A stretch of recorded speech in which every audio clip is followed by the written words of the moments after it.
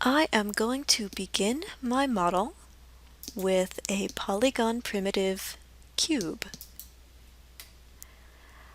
Now ordinarily I would start by going in and adjusting my inputs, but I think in this case the simplest thing for me to do is just going to be to pull the cube up to about the center of the lantern body and just block it out so that it makes a rough outline of the body of the lantern. I will start that with my scale tool. Scale that up, and then maybe make it a little bit taller.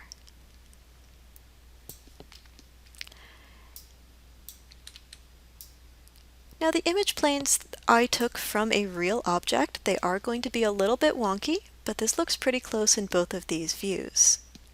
In the top view, the cube looks a little bit small, but that's because in the top view I'm looking at the rim of the top of the lantern, which is this part. It sticks out a little bit further, so I'm okay with that.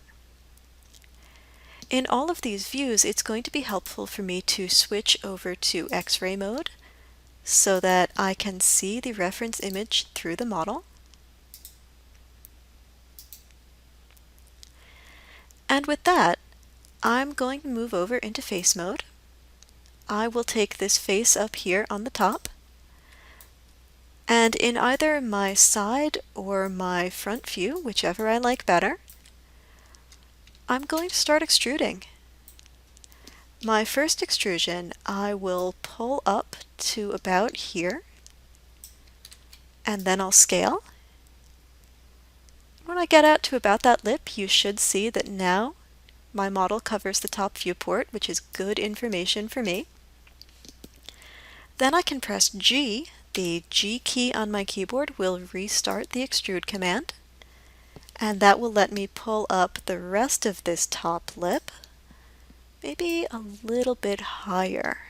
Maybe like that will be good. And then again, I will scale it in. And now the most challenging part of the modeling process. That's going to be this domed top to the lantern. This will just be a series of extrusions. So I'm going to keep pressing G to restart the extrude tool, and then pulling up a little bit and scaling in. In this case, because I'm trying to make a curved surface, I want to keep my faces relatively even. So however far I went with the first extrusion, I want to keep going and make them all about the same distance. This will probably wind up being 5 or 6 extrusions.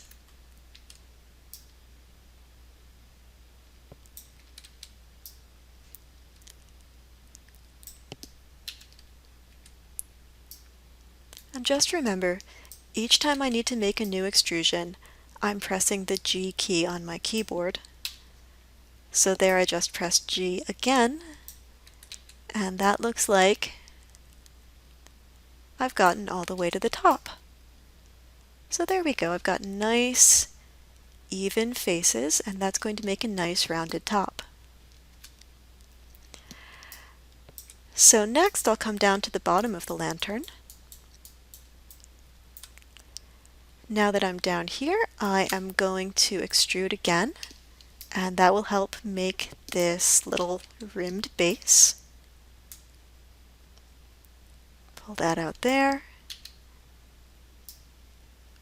Pull this down. And then in. One more extrusion. I will pull that down. I'm not going to make the feet out of the same object as the body of the lantern. I will leave them for later. So that finishes up the lantern body. It's looking pretty good. Of course, if I were to hit 3 at this point, it would lose a lot of definition. So it's not quite done. The other thing I would like to do is I would like to make these little panel insets. So for that, I'm going to go into face mode. I'm going to window select. That's going to give me all 4 of these faces. I can extrude face again. I'm going to turn keep faces together off. That's going to extrude each panel separately. And now if I put in a little offset, you'll see that that will indeed create these little panels for me. I'm going to press delete, and that takes care of the outer body of the lantern. I'm not ready to bevel yet because I haven't made the inner body. I will take care of that in the next video. So keep extruding until you've got the body of your lantern blocked out, and I will see you soon.